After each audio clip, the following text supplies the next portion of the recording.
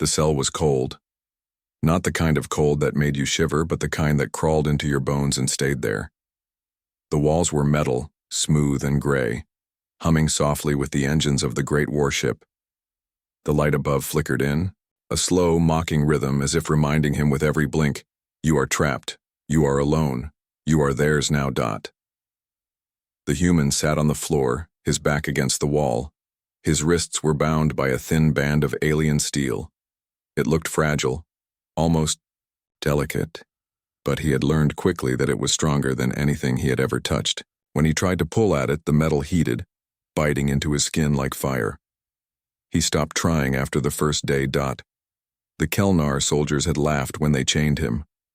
They were tall creatures, armored in bone plates, their eyes black and pitiless. To them, he was nothing, just the spoils of war, a fragile body of soft flesh, easy to break, easy to mock.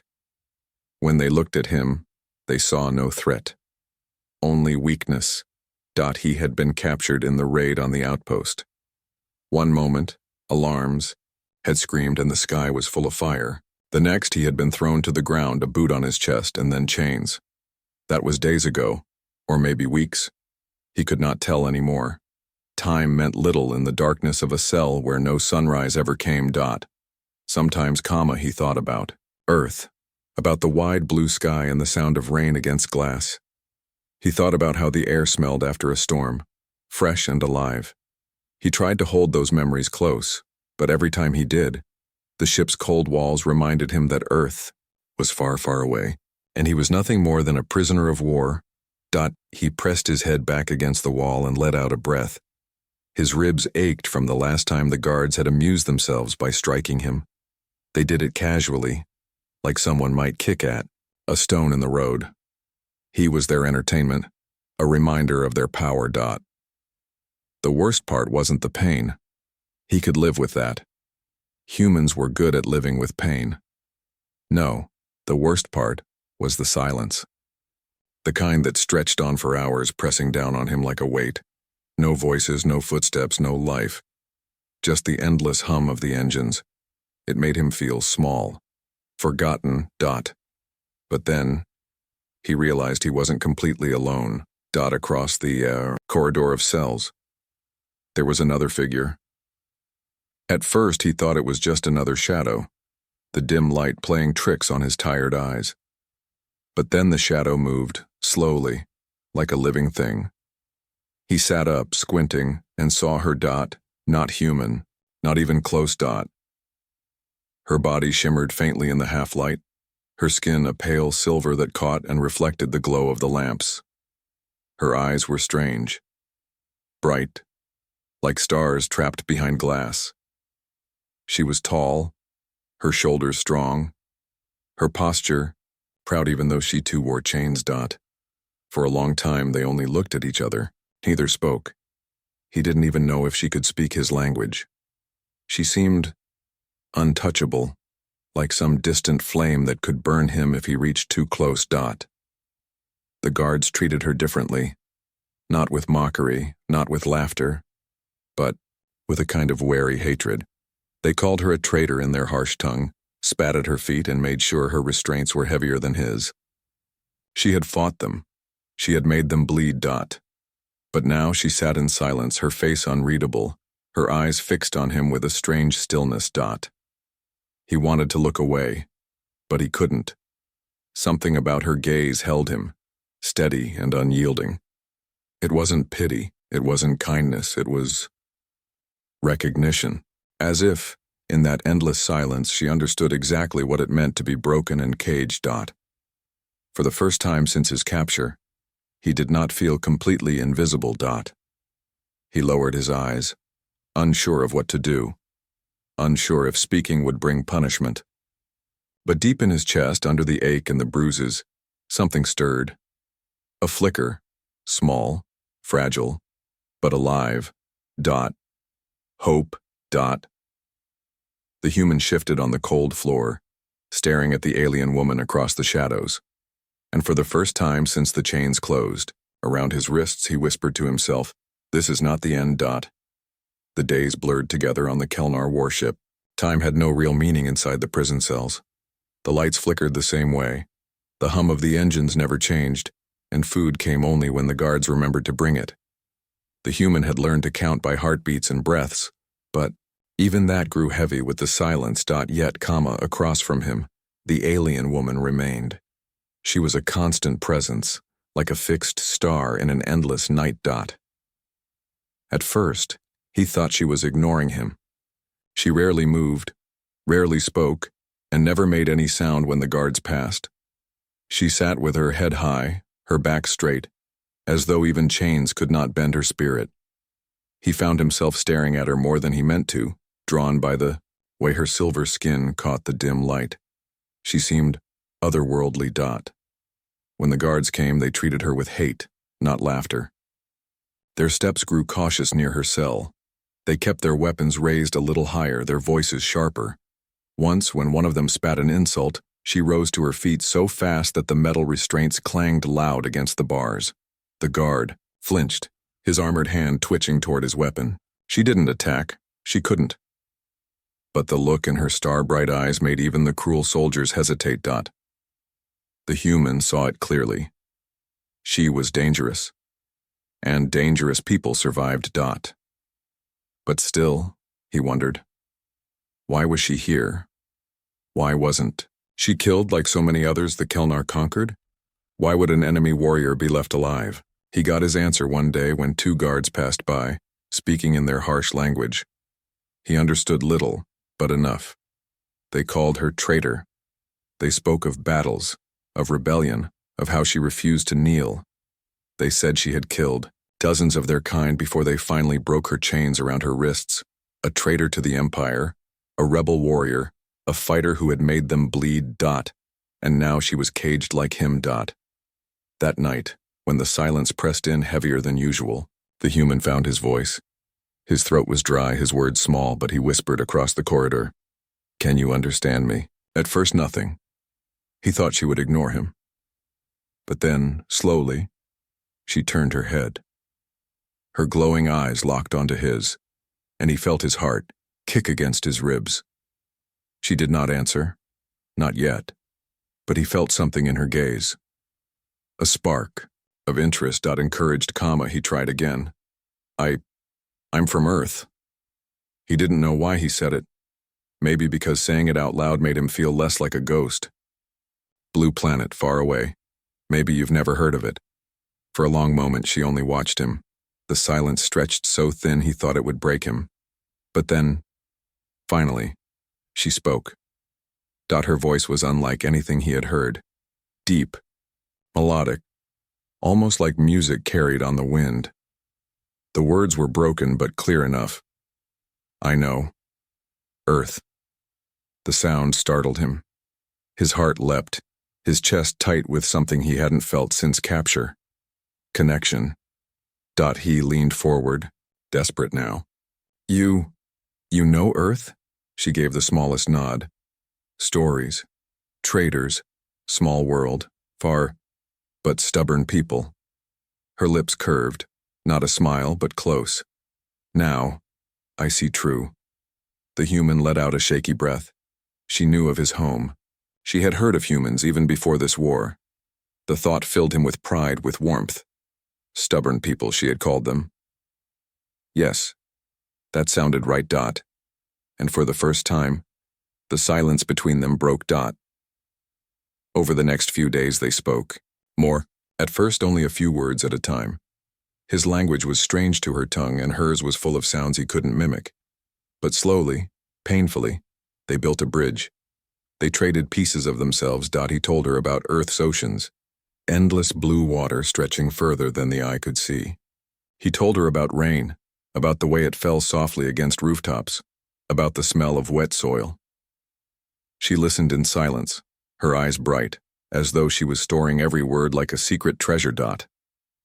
In return, she told him about her peoples, skies, red storms that rolled like fire, mountains so high their tips vanished into clouds. She spoke of battles fought under twin moons, of warriors who sang as they charged into the enemy's lines. Her voice grew stronger when she spoke of freedom, but lower, softer when she spoke of loss. Through those words, something began to grow between them. Not trust, not yet, but understanding. The human realized something then. She was no longer just the alien across the cell. She was real. Flesh, blood, memory, and hope. And though the chains still bound his wrists, and the cold walls still pressed close for the first time since capture, he felt less alone. The human had forgotten what it felt like to speak freely. Words had weight inside the prison. Every sound carried, every whisper risked punishment. For days he had held his tongue, afraid of drawing attention. But silence was heavier than chains. Silence was a cage inside the cage. It was one night, when the lights flickered dimmer than usual, that he finally let himself speak. His voice was low, a broken sound from a dry throat. "You still awake?" Across the corridor the alien woman stirred. Her head lifted, silver skin glinting faintly in the glow. For a moment he thought she would ignore him again. Then, slowly, her star-bright eyes fixed on his. "Yes," she said. The word was simple, but it filled the empty space like fire. The human swallowed. "Good." He rubbed his wrists against the cuffs, feeling the dull ache.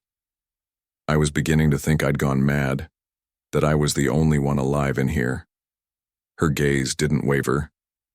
"You live. You breathe. You fight. Sleep. That means alive." He gave a dry laugh, though it hurt his ribs. "Alive. Sure, if that's what this is." For a long while they just sat there. He shifted against the wall, watching her, and finally asked the question that had gnawed at him since the day he first saw her. "Why do they keep you here? You're not like me. They fear you. I can see it in their eyes." Her jaw tightened, but she didn't look away. "I fought them, I made them bleed, I broke their pride. They call me traitor, but I am not traitor, I am free." The words carried weight. A quiet fury lived in her voice, like embers that refused to die. The human nodded slowly. "Then why are you still in chains?" She glanced down at the metal cuffs that bit into her arms. "Even fire must wait. Fire cannot burn iron until the right moment comes." He thought about that. About fire trapped in chains, waiting. It sounded too much like himself.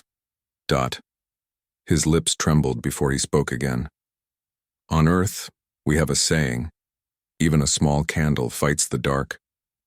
She tilted her head as if testing the phrase in her mind. Then her eyes softened just a little. "A candle," she murmured. "I like this." For the first time, he saw her not as a warrior, not as a prisoner, but as someone who wanted to hold on to light the same way he did. Over the next hours. Words spilled easier. He told her of Earth's mountains, tall and green, with rivers cutting through valleys. He described the way forests smelled after rain, rich and alive. He spoke of music, of how humans made sound into beauty, how songs could lift hearts even in despair. His voice trembled sometimes, but once he started, he could not stop. She listened, with an intensity that made his chest tighten.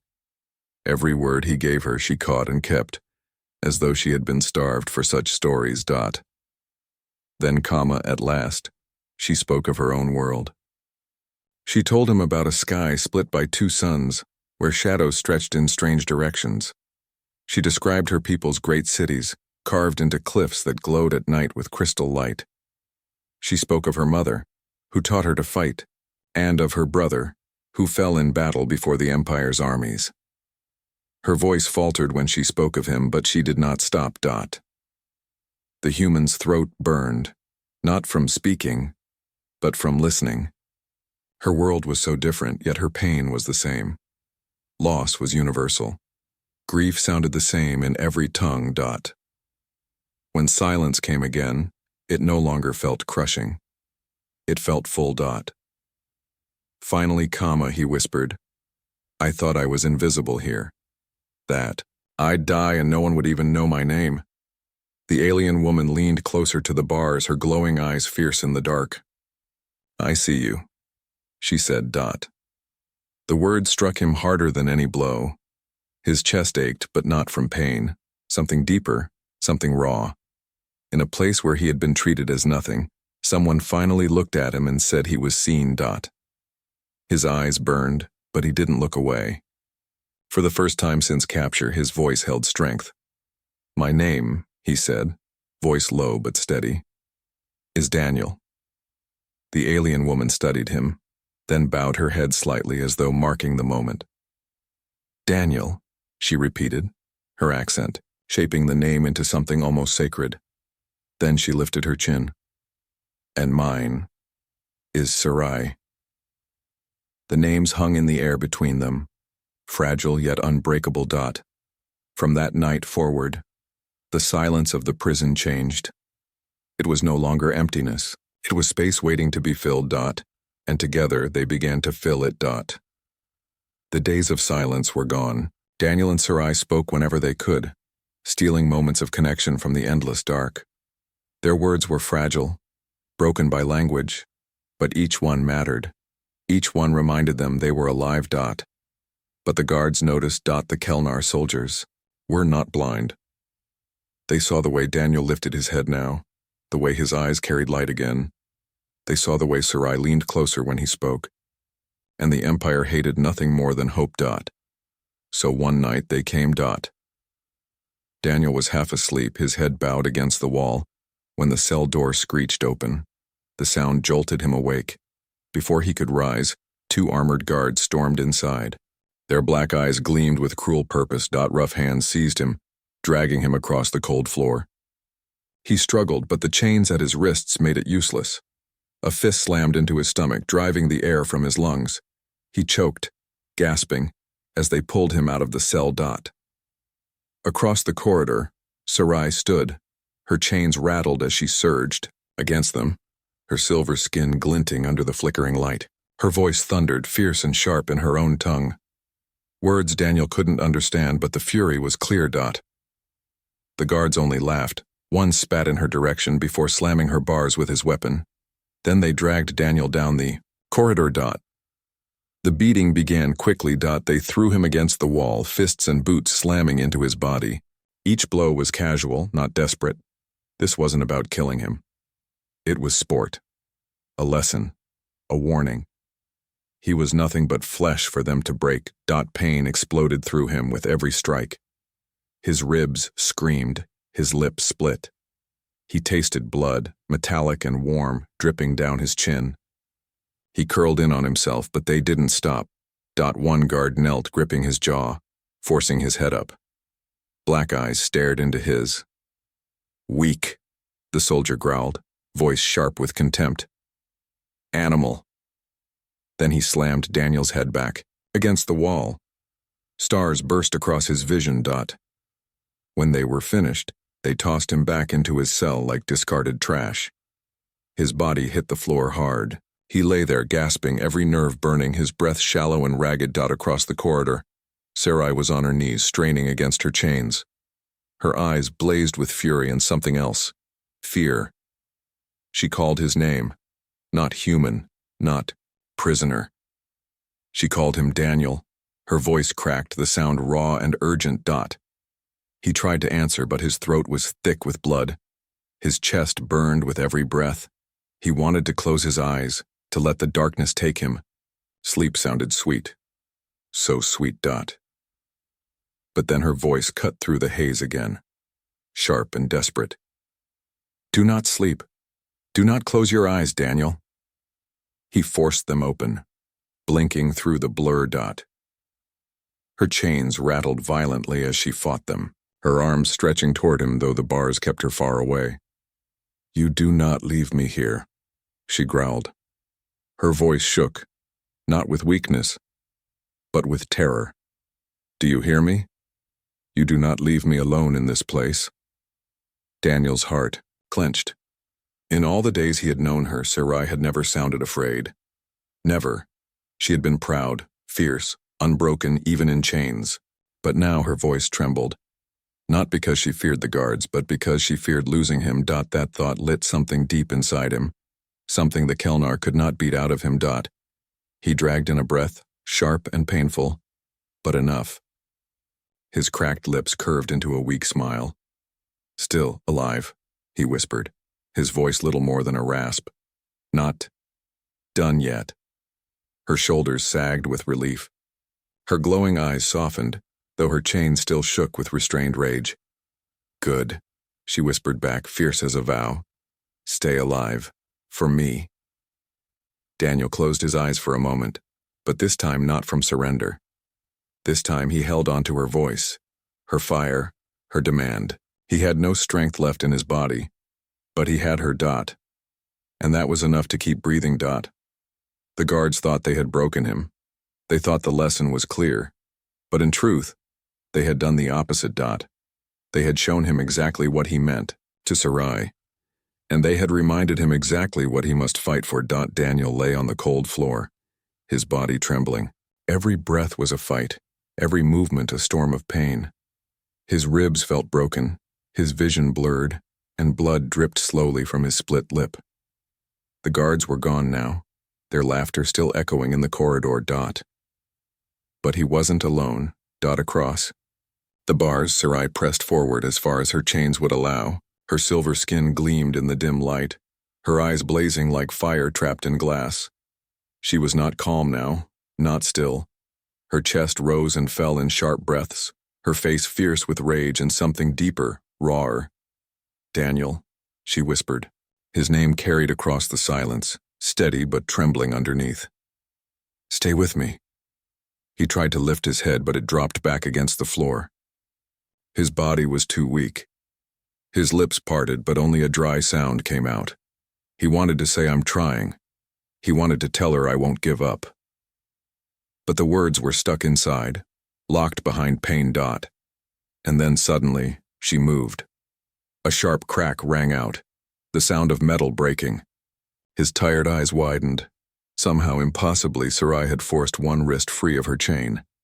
Sparks scattered from the shattered cuff, and her arm snapped forward through the bars. She pulled with all her strength, and the restraints screeched against steel until at last, she slipped free. Dot. She was beside him before he understood what had happened. Dot warmth wrapped around his broken body as Sarai knelt and lifted him gently. Her arms were strong, unshaking, but her touch was careful, as though she feared he might shatter completely. She drew him close against her chest, holding him upright, refusing to let him sink into the floor. Dot.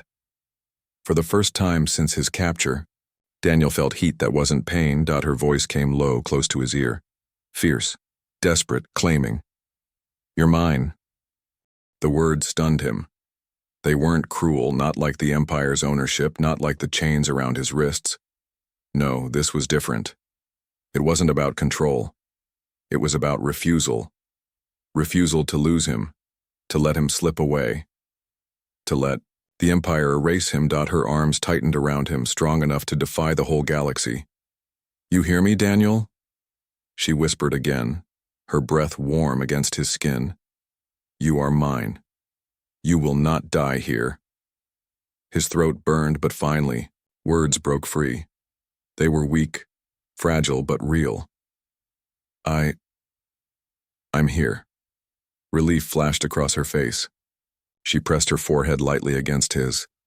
Her glowing eyes locked onto his as though to anchor him to the world. "Good. Then stay. Stay with me. Do not close your eyes." Daniel let out a shaky breath. Every nerve in his body screamed, but in her arms the pain dulled. Her strength poured into him, a warmth fierce enough to hold back the cold. He wasn't just breathing for himself anymore. He was breathing because she demanded it. For minutes they stayed like that, two broken prisoners holding each other in the heart of the enemy's warship. The hum of the engines continued. The lights flickered as always, but everything had changed. In her embrace, Daniel no longer felt invisible. He was not weak flesh, not a forgotten captive. He was something claimed, something protected, something worth fighting for. His hand, trembling and bloodied, lifted slowly. He touched her wrist, gripping as best as he could. "Sarai," he whispered, his voice raw. Her head lifted slightly. "Yes? Thank you." The words were simple, but they carried everything. Gratitude, pain, hope, and something more he couldn't yet name. Her lips pressed into a thin line, as though she was holding back words she couldn't speak. Instead, she drew him even closer, her arms unyielding, her voice a low vow. "You are mine," she repeated, "and I am yours." "They cannot take that." Daniel closed his eyes, not in surrender but in trust. He let himself lean into her warmth, his breathing slow but steady. He believed her. For the first time, he truly believed it. The chains were still there. The guards still ruled. The Empire still held them both. But in that moment, in her arms, Daniel felt free. The air inside the prison block was heavy, filled with the low hum of engines and the distant echo of boots on metal floors. Daniel lay against Sarai's chest, his breath shallow but steadier than before. Her arms stayed around him, unyielding, protective. For the first time, the chains that bound her didn't look like symbols of defeat. They looked like lies waiting to be broken. And then footsteps returned. The guards were coming back. Their laughter carried through the corridor, harsh and mocking. They had left Daniel broken, and they expected to find him the same. Sarai's grip tightened, her eyes, glowing like stars in the dim light, sharpened with resolve. She leaned close to Daniel's ear. "This ends now," she whispered. He blinked at her, half dizzy. "What do you mean?" Her jaw clenched. "We fight." Before he could answer, the doors hissed open. 2 guards stepped inside, their weapons held loosely, confident, unafraid. Why would they fear a bleeding human and a chained alien? But Sarai was no longer chained. In a blur of motion, she rose to her feet. Metal screeched as the last of her restraints snapped against the bars. She lunged forward with a roar that shook the small prison block. Her hand shot out, seizing the first guard by the throat. His black eyes widened in shock, but before he could cry out, her grip tightened, and he collapsed with a choking gasp. The second guard fumbled with his weapon, but Daniel moved too. His body screamed in protest, but he forced himself upright. His hands, still bound, swung hard. The blow wasn't clean, but it smashed into the guard's face, staggering him just long enough for Sarai to strike again. She ripped the weapon from his grip and brought it crashing down across his skull. Silence followed, broken only by Daniel's ragged breaths. The 2 guards lay motionless at their feet. Daniel leaned against the wall, his chest heaving. We actually did it," he whispered. Sarai's eyes burned brighter than ever. "Not yet. We are not free until we leave this ship." Her words struck him like a spark to dry wood. "Not yet. Not done." She turned, grabbing the fallen guard's weapon, and without hesitation aimed it at the cell controls. A burst of energy lit the corridor, and the lock snapped open. The door swung wide, spilling freedom into the space like air into a drowning man's lungs. Daniel stumbled forward, his legs weak but moving. Sarai slipped an arm around him, steadying his steps. Together they stepped out of the cage. For the first time in what felt like forever, Daniel was not behind bars. But alarms began to scream. Red lights flashed across the walls, painting everything in a harsh glow. The Empire had noticed. "They know," Daniel muttered. Sarai nodded, her jaw set like stone. "Then we make them afraid." More guards came rushing into the corridor, weapons raised. Sarai stood tall, Daniel leaning against her side, and for a moment the soldiers hesitated. Their traitor prisoner was free, her chains shattered, and beside her stood the fragile human they had mocked. But he wasn't fragile anymore. Sarai surged forward, her weapon blazing. Energy bolts lit the corridor as she cut down the first wave. Daniel gritted his teeth, forcing his battered body to move. He grabbed a fallen guard's baton, its weight heavy but solid in his hands. When another soldier rushed him, Daniel swung with all the strength left in him. The crack of impact rang out, and the guard crumpled. Every blow hurt. Every step was agony. But Daniel refused to stop. He had promised her he would not leave her alone. Together, they fought. She was fire, fierce and unstoppable, her every movement burning with purpose. He was stone, battered but unbroken, refusing to fall no matter how hard the storm struck. The corridor became a battlefield, and the Empire, for the first time, bled in its own halls. When the last guard fell, Sarai grabbed Daniel's arm and pulled him onward. They ran side by side through the twisting steel halls of the warship. Alarms wailed, voices shouted, but their steps did not falter. Daniel's body was failing, but his spirit had never been stronger. At last, they reached a docking bay. A row of small craft lined the walls, sleek and sharp like birds of prey. Sarai's eyes locked onto one. Without a word, they moved. She blasted the control panel, forcing the bay doors open. Wind roared and stars stretched beyond like an ocean of freedom. They stumbled into the ship, Daniel collapsing into the co-pilot's seat. Sarai's hands flew across the controls, her jaw tight, her voice steady. "Hold on," she said. Engines roared to life. The ship lifted, turned, and shot out into the void. Behind them, the Kelnar warship shrank into the distance, alarms still echoing faintly through the stars. Daniel let out a shaking breath, his eyes closing. But this time, he wasn't surrendering. He was safe, in her ship by her side, alive. And for the first time since his capture, the stars belonged to him again. The stars stretched endless around them. Black space, silver pinpoints of light, and the faint curve of a distant planet far below. Inside the stolen ship, silence finally replaced the alarms, the screams, and the clash of battle. Daniel sat slumped in the co-pilot's seat, every muscle in his body trembling with exhaustion. His breaths came shallow but steady. His face was bruised, his ribs aching with every inhale, yet for the first time in what felt like forever. He wasn't afraid. Sarai piloted with steady hands, her silver skin glowing faintly in the light of the ship's console. Her expression was focused, sharp, but her eyes flickered toward him often. Every glance carried the same unspoken question. "Are you still with me?" And every time, Daniel forced himself to meet her gaze, even if it took all his strength. "Yes. I'm here." Minutes passed before either spoke. The silence now was not heavy. It was peaceful, a silence of freedom, a silence earned. Finally, Daniel broke it. His voice was low, hoarse but steady. We made it." Sarai's jaw softened. She gave the smallest nod. "Yes, we are free." Daniel let out a weak laugh, shaking his head. "I didn't think I'd ever see the stars again, not like this. Not alive." Her eyes lingered on him, bright and unblinking. "You were strong, stronger than they knew." He lowered his gaze.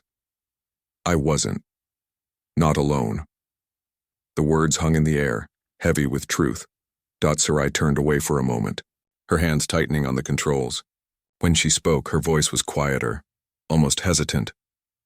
"You gave me more than strength, Daniel. You gave me reason. Without you, I would have burned out in chains. You kept me alive." He blinked, stunned by the raw honesty in her voice. After all she had endured, after all she had fought, she was saying he had been her anchor. A fragile human, beaten and chained, had given her reason to hold on. He felt his chest tighten, but not from pain. "I just talked," he whispered. "Told you stories, words. That's all I had left."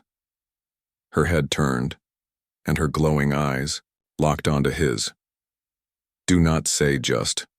Words are power. You gave me your world when mine was taken.